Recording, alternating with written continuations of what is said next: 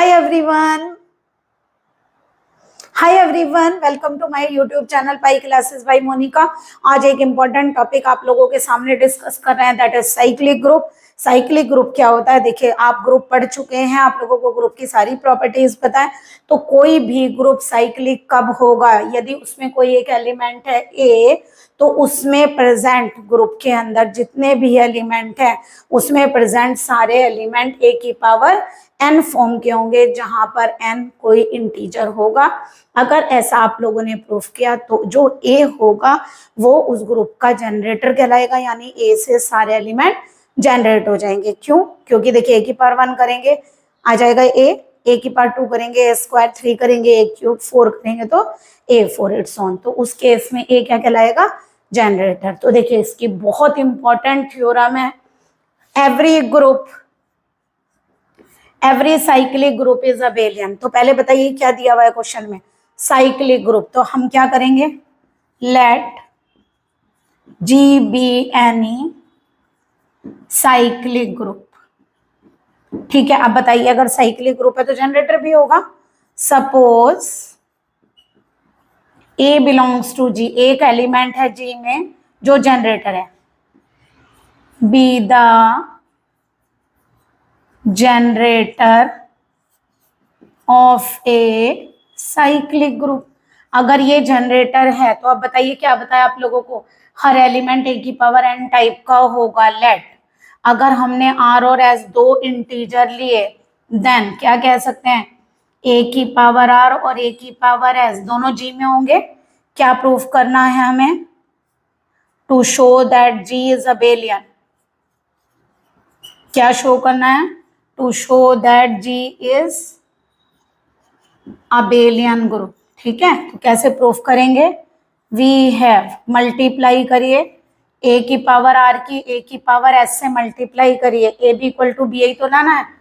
a की power क्या होगा? पावर ऐड हो गई।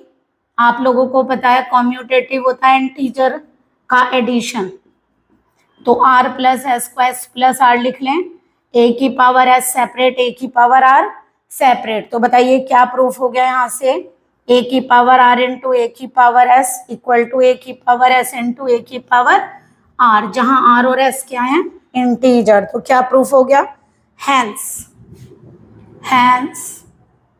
Cyclic group G is abelian.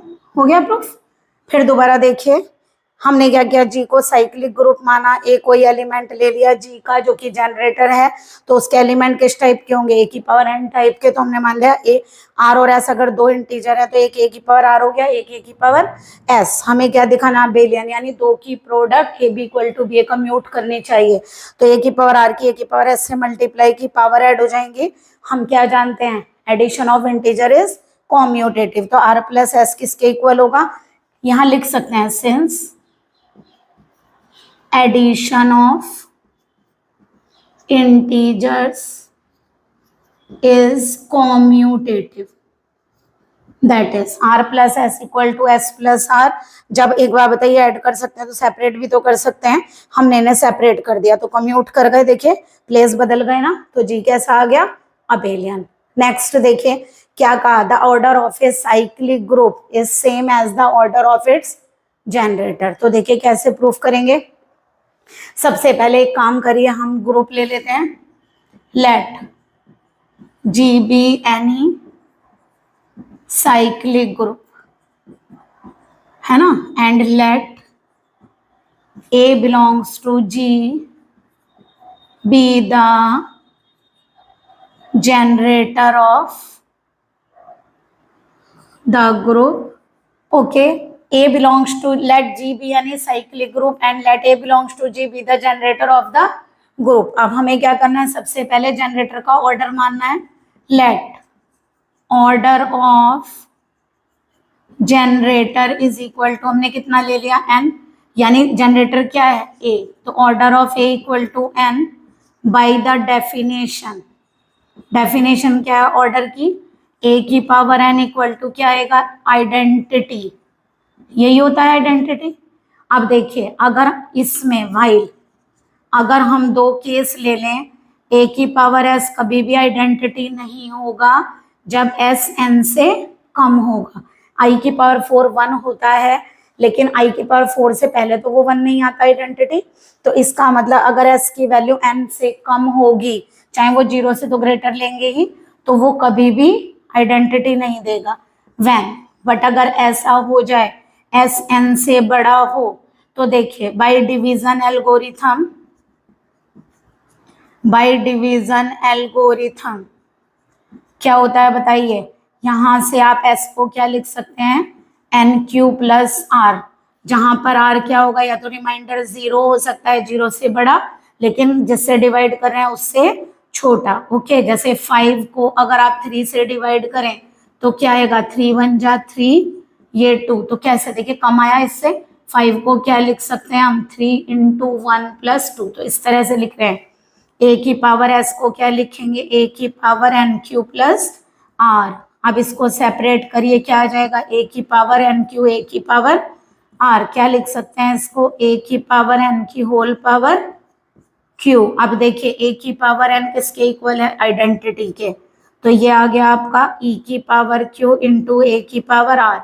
ई की पावर क्यू वापस ई हो जाएगा, तो आइडेंटिटी की मल्टीप्लाई ए की पावर आर से होगी, तो क्या आ गया, ए की पावर एस इक्वल टू ए की पावर आर। और आर देखिए एन से क्या है, कम, और ए की पावर एस किसके इक्वल आ गया, वापस ए की पावर आर के। इसका मतलब इस क्या मतलब हुआ, इससे कम ही है ना, ज्यादा नहीं हो सकती वैल्यू। इसका मतलब क्या हुआ, there are exactly n elements in the group. तो क्या लिखेंगे यहाँ, hence there are exactly n elements in a group G, और जितने ग्रुप में एलिमेंट होंगे वो उसका क्या कहलाता है, ऑर्डर। तो ऑर्डर ऑफ G कितना हो गया, n। हेंस अब बताइए ऑर्डर ऑफ A और ऑर्डर ऑफ G दोनों किसके इक्वल आ गए, n के, दोनों का ऑर्डर सेम आ गया। तो आप यहाँ बोल दीजिए क्या, hence the order of a cyclic group is same as the order of its generator.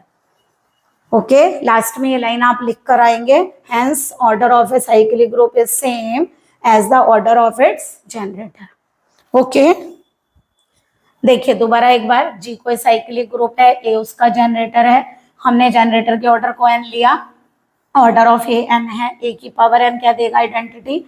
अगर एन की वैल्यू, अगर कोई भी नंबर जिसकी वैल्यू एन से कम है वो कभी भी आइडेंटिटी नहीं बनाएगी, बट अगर एन से ज्यादा है तो डिवीजन एल्गोरिथम लगाएंगे।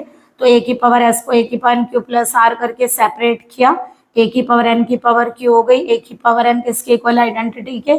आइडेंटिटी की पावर कुछ भी करिए आइडेंटिटी आएगा, आइडेंटिटी की किसी से भी मल्टीप्लाई करिए वही आएगा।